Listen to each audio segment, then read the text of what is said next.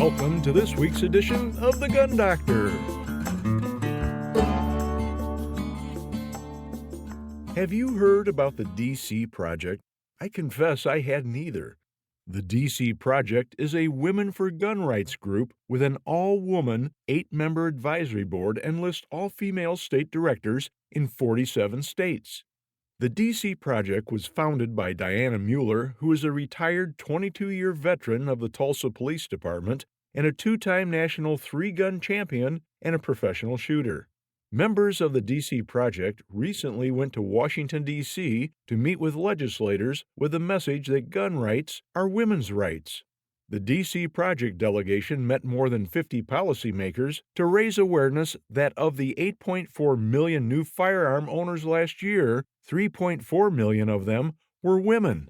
By fostering firearm safety and education, not legislation, the DC Project encourages the preservation of America's gun culture and highlights the diversity and rising demographic of female gun owners. Our message resonates, said State Director Kelly Pigeon. The anti-gun moms don't speak for us, and with more women arming themselves, the suggestion that we would wait for someone else to come to our rescue is impractical. The DC Project team's collection of experiences demonstrates how guns put women on a level playing field when it comes to personal safety, and how restrictive gun laws place a heavy burden on our well-being. When we meet politicians, they learn we are a cross-section of American women, said Virginia delegate and naturalized American citizen Gabby Franco. We are moms, daughters, and wives. Some of us are experts in firearms education and safety, and many of us have experienced violence. I escaped socialism in Venezuela and saw with my own eyes what happens when the government takes away people's guns and their ability to defend against tyranny, said Franco. During the meetings with elected officials and their staff, the women of the DC Project discussed the public policy challenges that threaten the Second Amendment. It was paramount to weigh in with legislators on proposed legislation, including enhanced background checks, the nomination of David Chipman to lead the ATF, gun-free zones, and red flag laws.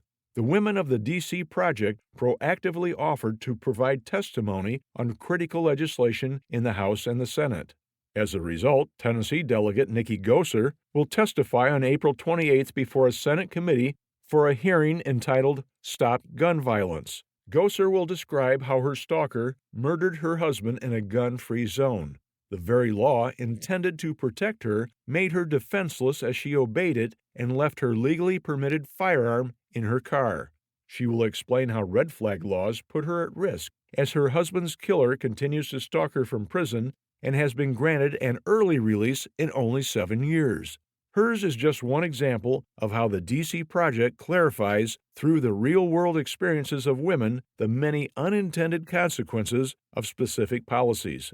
According to DC Project founder Diana Mueller, even with COVID restrictions and members' offices closed, we still felt a sense of urgency to insert our voices into the national conversation pushing gun control.